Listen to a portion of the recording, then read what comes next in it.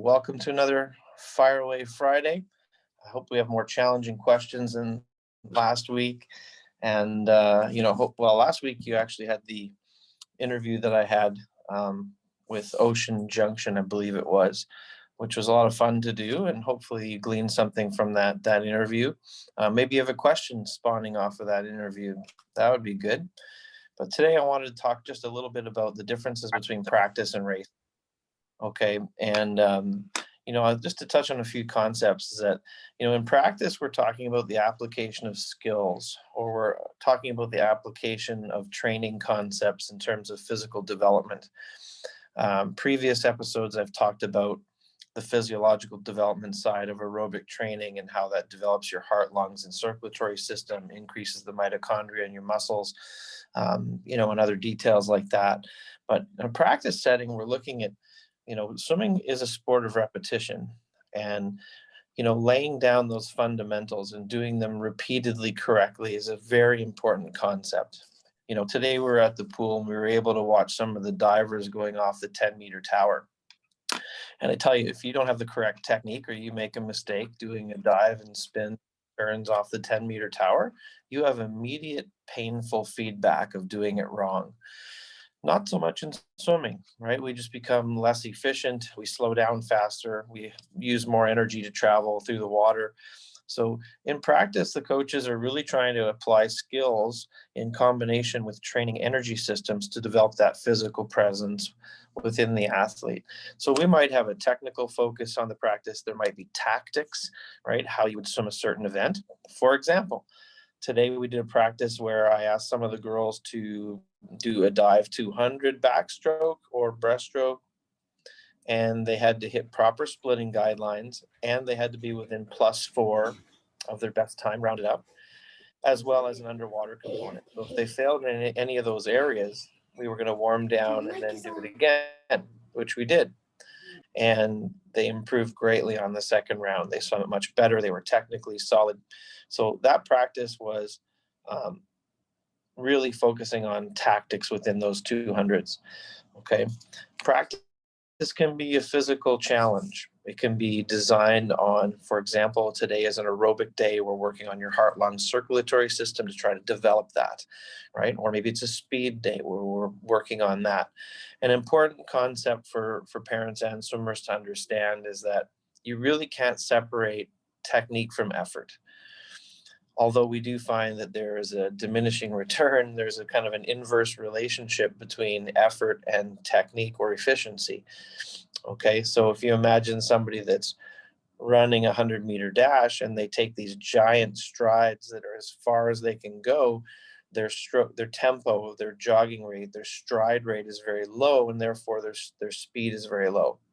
Or if they take 1,600 steps to do that 100 meters dash, and they're taking these tiny little steps but going really, really fast in terms of the speed of their legs, their velocity is not that great. So we'll oftentimes do efficiency work in practice where we're trying to find that happy medium between long strokes, short strokes, and finding the sweet spot. And that's a lot of the mini maxi work that we do. If you're not familiar with that, you will soon. Okay. Practice is a lot about controlling the environment. We design the warm up on a certain time. We know that we've got this time in the water. Yeah. Oh, I think Kathy, that's you. I think your mic's on. Someone's mic's on. And so in that scenario, we're controlling the environment. We have a certain time dedicated to this. We have a certain time dedicated to that. It's very much controlled because we know when we get in the water, when we get out, and what we can do in that time period. The concept in practice is that we've got an environment that's very stable. Okay, we have a set design. We've got people going 10 seconds apart. We're going in this direction on the lanes, right? We're doing this pull set. Everything's very controlled. Okay, and there's something called training shape. Okay, getting into training shape, your physical ability to do the work and to do it at a good level with a high skill content. There's a big difference between training shape and racing shape. And one of the things we're finding with people that haven't raced since January, February, March last year, is that getting back into racing is getting back into an environment that isn't so fresh to them, right? They haven't been used to getting up and performing and warming down, getting up and performing and warming down. So if we look at the contrast between practice and racing, the concepts in racing is that, there's emotions involved, right? There's excitement levels involved. There are a lot of things that are involved with learning at competition. How do you get there? How do you activate? What's your warm up like? Did you warm up well? Did you warm up enough? Did you warm up too much? Was it too intense? There's a lot of learning that goes in that to decide or to figure out what works per person and what warm up works at periods of time. So one of the general rules of thumb is that the more that you're working, the more that you've done in practice, the more you need to warm up. Okay, when you're at the end of the season or when you're peaking or tapering, then you don't have to warm up as much. Okay, so the environment in racing is very unstable.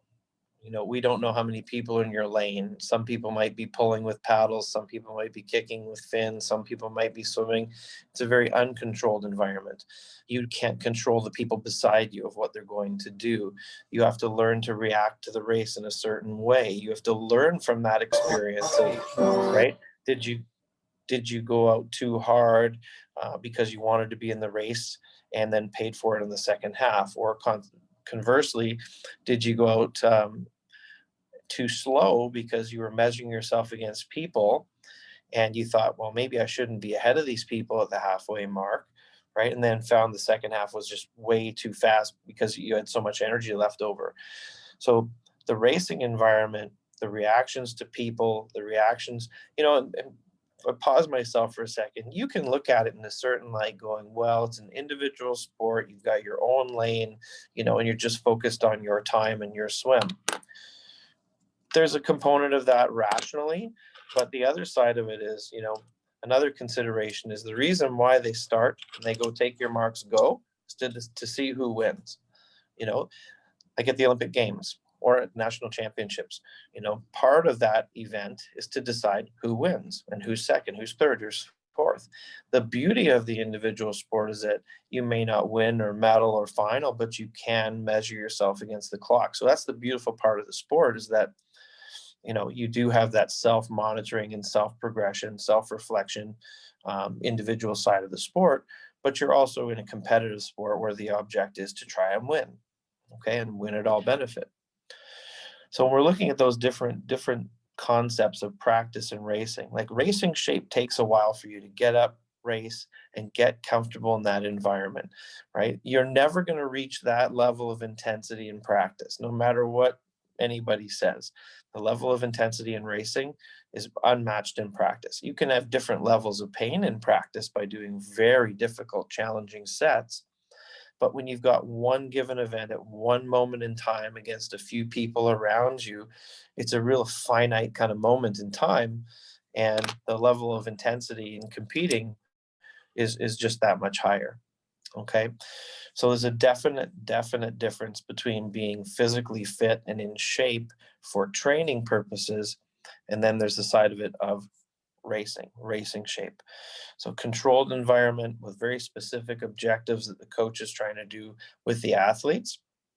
And then when the coach comes to competition, there's a guidance in terms of warm up. There's a plan in terms of what are we trying to accomplish in this race? What does that individual swimmer need to do to get the best performance out of themselves? And this is where you get a really interesting blend of it's not cut and dried. It's not, you're going to go out in 101, come back in 103. Just do it. There's all these other influential factors, right? Emotions, your perceived competence as an athlete of, I'm in lane 8 in the slowest heat compared to I'm in one of the fastest lanes in the fastest heat. That changes the whole chemistry and outlook of the race. And it's very, very unusual for someone to swim in a vacuum and not be influenced by what's happening in that competition. Okay. Where practice, you can kind of settle in. I'm the third spot in the lane. I go 10 seconds behind this person and I perform my duties in the practice. And, we adhere to those. One of the things we'll talk about a little more in depth later is that there are rules of training, right? And to abide by those rules of training on a consistent basis to be able to develop your skills and develop, the technical or tactical or physical goals of the practice. Racing's totally different, right? So you'll see people that are real racers, and you'll see people that are real trainers, and then people that are in between. While I'm on that topic, we always find that there are people that, maybe train at a lower level, and there's people that train just incredibly high. And you'll see some of those people that are mediocre trainers that are incredible racers. And at the face of it, it doesn't seem fair. And oftentimes it won't be fair, is that the best trainer is also the best performer. The idea with that in my mind is that I've always had this philosophy that there's a level in which you train and there's a level in which you race. And that difference between the two, I don't really believe that ever changes, not much. But the more you push the bottom, the more you push the top. If that differential between training and racing is here, you just move the bottom up and the top goes up. It's the same thing. So if you're one that has a huge gap, the whole point is to move the bottom, right? And so I think understanding that, especially as athletes, when, maybe you've consistently outperformed this other person in practice, and, you've beat them on repeats and that sort of thing, and then racing, things get kind of turned upside down or surprising. That's just kind of life. And it's not, the person that studies the most doesn't always get the best grades. It just doesn't always work that way. But we need to figure out what works for you. So if you're an individual that has to really buckle down and do studying and get tutoring and have special skills to be able to get the marks that you want, that's just what you need to do, right? And so it's very important that that is the individual side of sport, and to understand that, people are people. They're going to be different. There's going to be different emotional reactions. There's going to be different, differences between what they're doing in training and what they're doing in racing.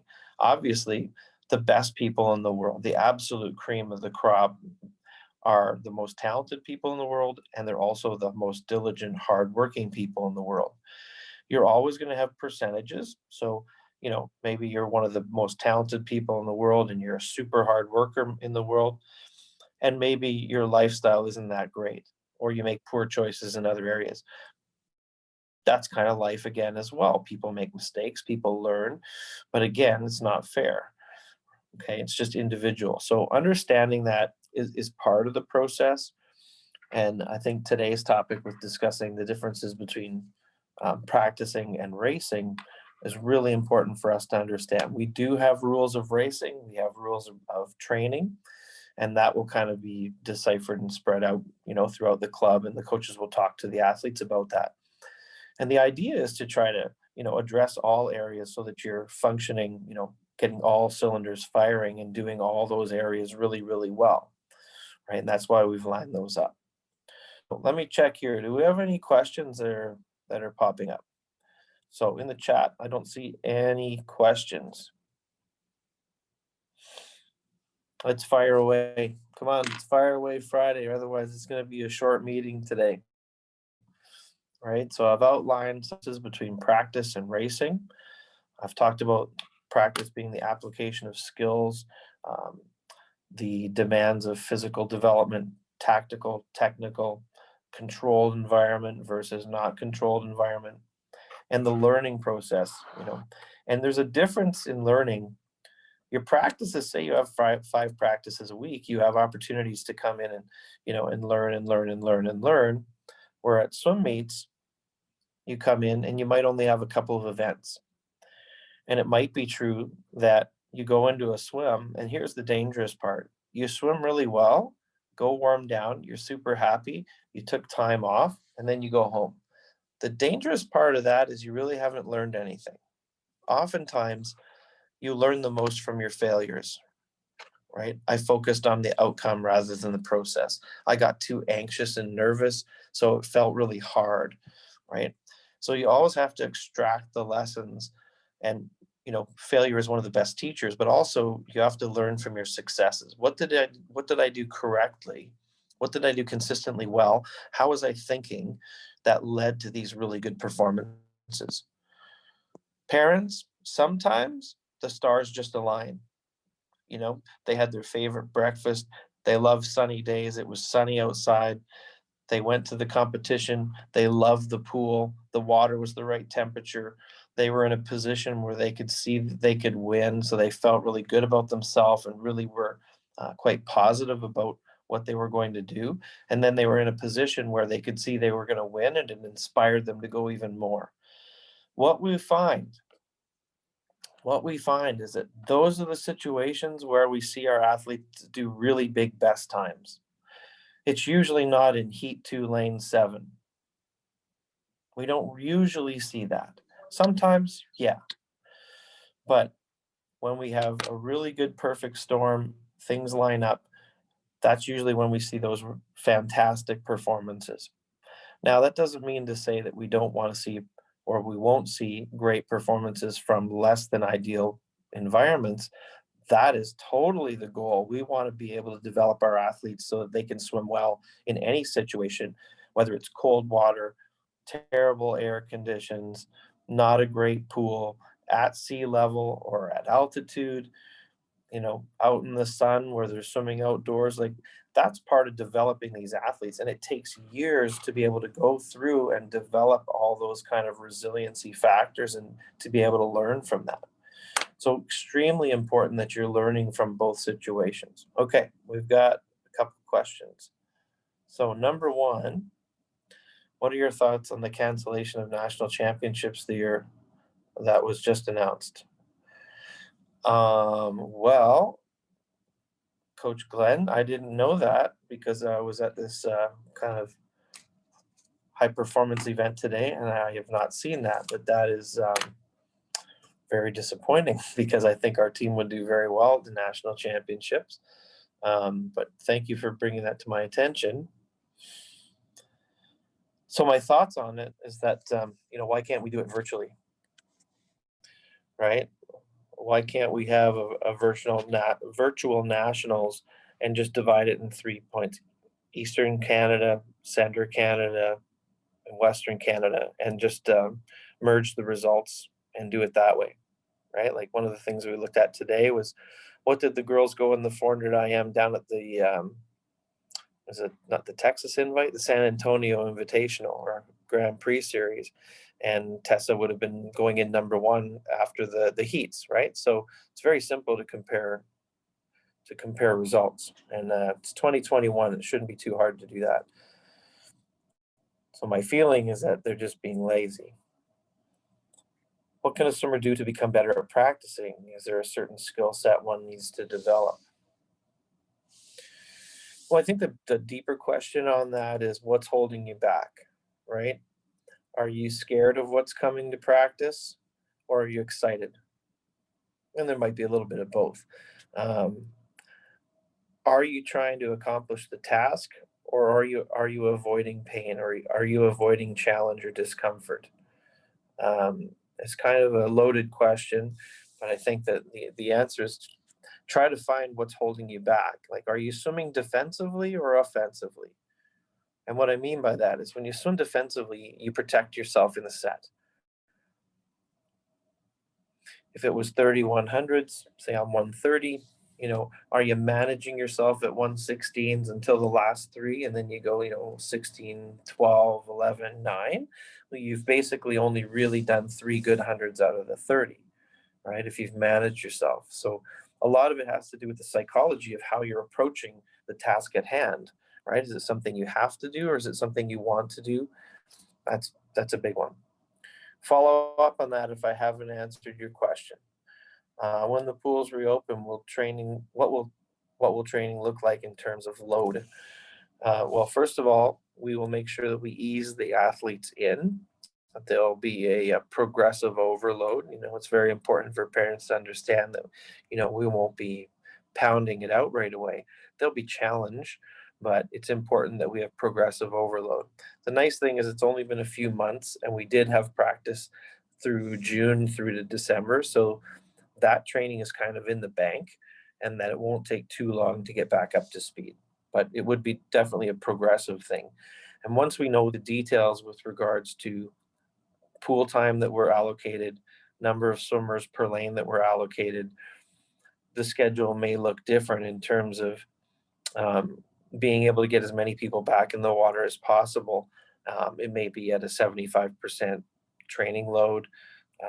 Again, we have to wait for those details, but the idea will be to get as many people back in the water as soon as possible, um, even if that means everybody's swimming at 75% of load, right? Um, Great questions. Okay, so then the next one, while focusing on the process and learning from successes and failure, what is a good way to break things up to help prioritize what you need to work on? While focusing on the process and learning from the success and failures, what's a good way to break things up to help prioritize what you need to work on?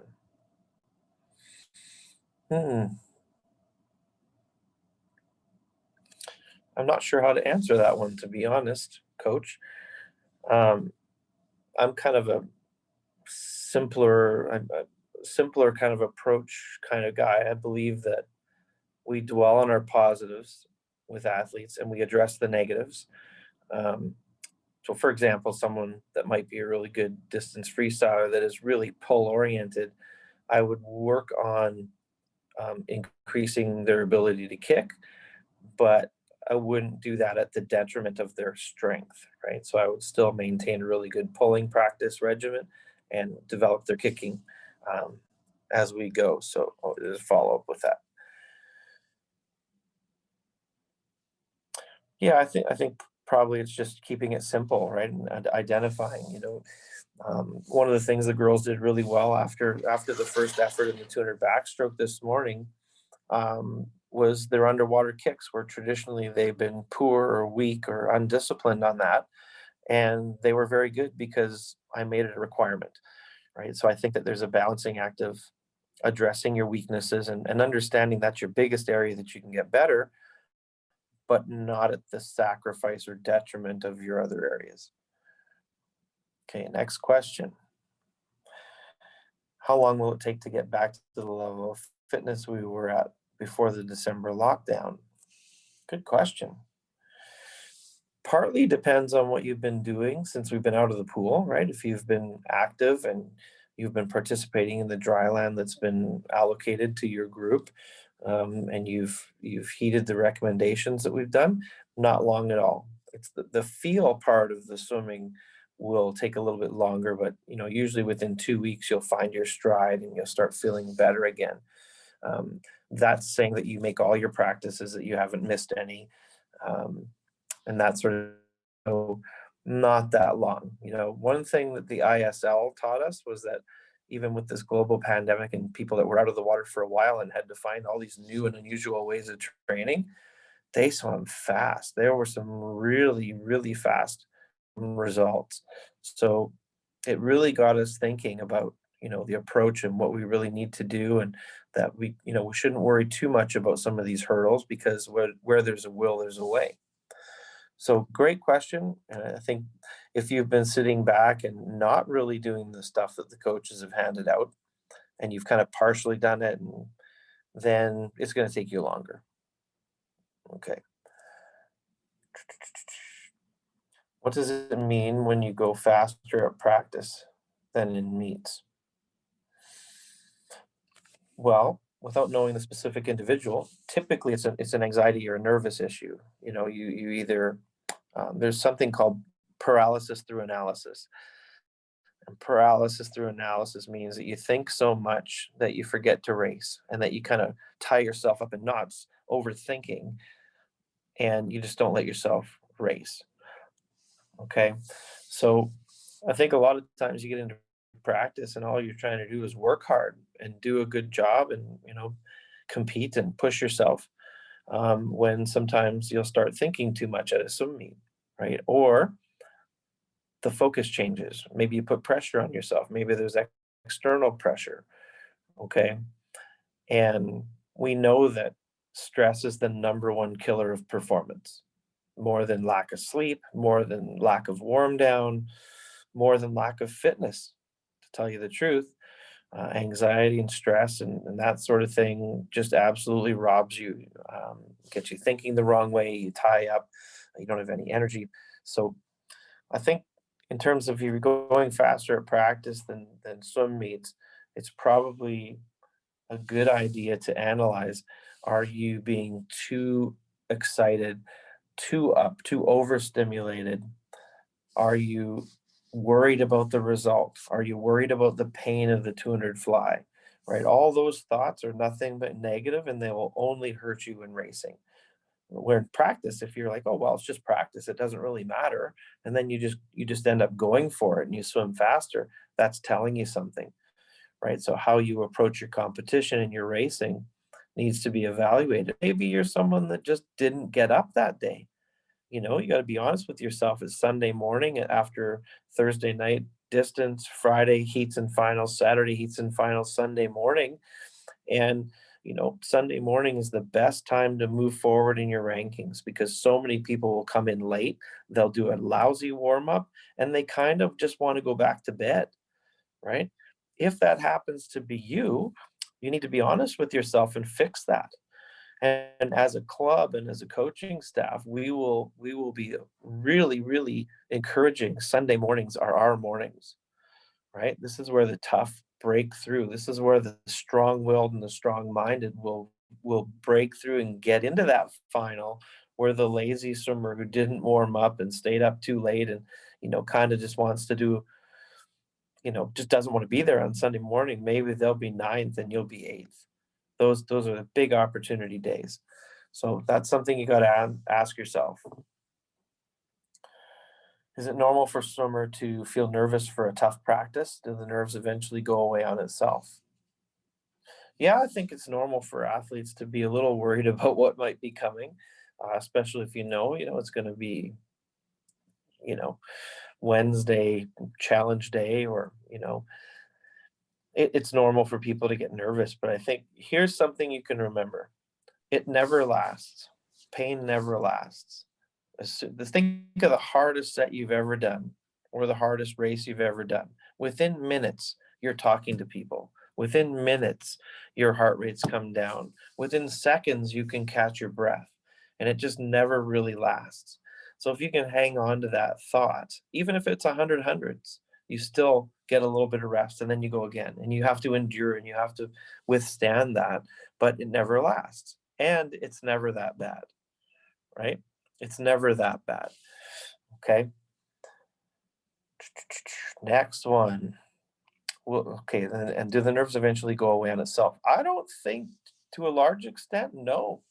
I think that's the way your body tells you you're up and ready and excited and, maybe a little bit nervous for what's going to happen. But what you need to do as an athlete is focus that those butterflies and that free energy is for you to use. Okay. And that if you use it in the right way and it's a smiley kind of super energy, that you use it the right way. Okay. And there are ways that you can control your anxiety, or anxiety is a word that's used a lot, sometimes as a negative tone. But I think if you frame it in terms of excitement about what's going to happen, it can be a positive thing and you use it the right way. There are tools for us to use with people that have issues with that. Okay. Um, is there a positive side to making everything online? Are you talking about the practice sessions and sharing documents and that sort of thing online? Is that what that question means? Yes. I think so. I think one is that this reaches a lot of people at once. I don't think ever in my coaching career that I've been able to, give some sort of, I don't want to call it a lecture, but a talk about a certain subject and have the opportunity for every member of the club be able to hear that. I don't think there's been a better way for the head coach to be more familiarized. No, not me familiarized with you, but you being more familiarized with me, or for parents to be able to hear the head coach and what they think, where we're going, what we believe in, why we do what we do. I think it's super, super opportunity. So the fact that we're recording these and being able to put them on social media, I think is super valuable, that people can go back and reference these things. And I'm not aware of other clubs that are doing this. Maybe they are, and good for them. But to me, this is a really good opportunity for added value for what our members are paying for. Okay, so the more, as usual, information sharing and communication is just so important to be able to get people on the same page. Right. So if you went through and over the last month or 2 months and you heard all these talks from Coach Sean and you did all the What's Up Wednesdays and you went, "Mm, I just don't think Markham's doing the right thing. And, I think this is all crazy," then it's really good, because then you can leave to go somewhere else where you fall in line with that kind of thought and that kind of belief pattern.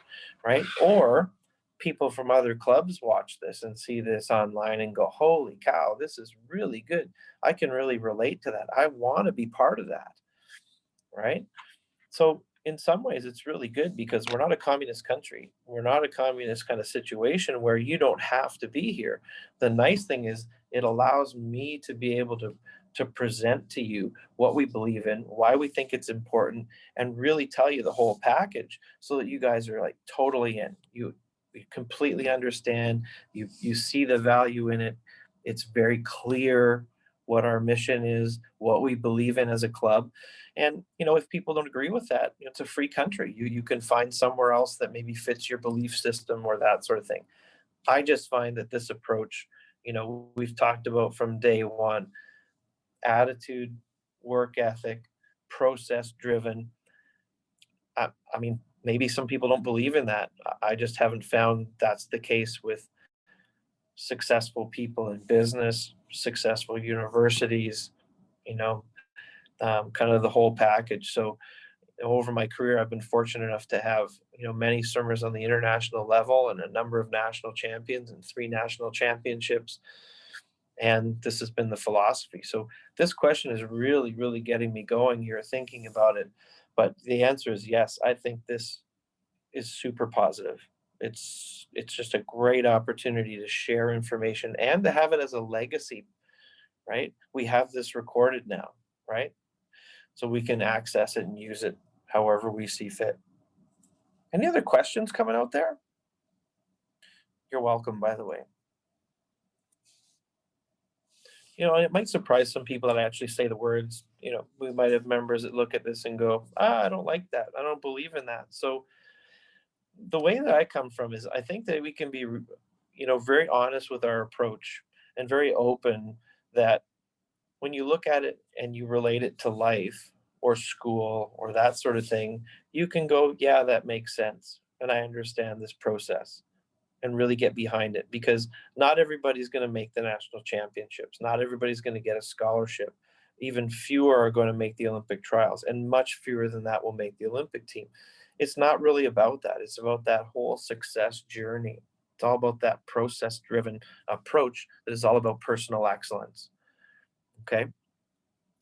And I would much rather, if there was a family out there that just, didn't believe in that kind of stuff and had a really different way of thinking, you'll be happier somewhere else, and so will we, right? And that way, we don't need to argue about things or get off on the wrong foot. We can just be honest with that. So this is something I think transparency and honesty wins, right? And that's why we've had so many people that have come over and joined our program. And it's only the beginning. Once we get to share what we're doing as an organization, once we get to have the MAC Army walk on deck and they see what's happening, all over this region and east of here will be inundated with people that want to be part of this program. And you're on the ground floor. You're getting in early. So it's fantastic. Going to give one last call for questions. All right. Going once. Going twice. Everybody's getting ready for Friday night dinner and a movie, and maybe the hockey game too. Question. Okay. if you know of other clubs that also promote a similar team philosophy like you that have also done well. Oh yeah. Um, I mean, really,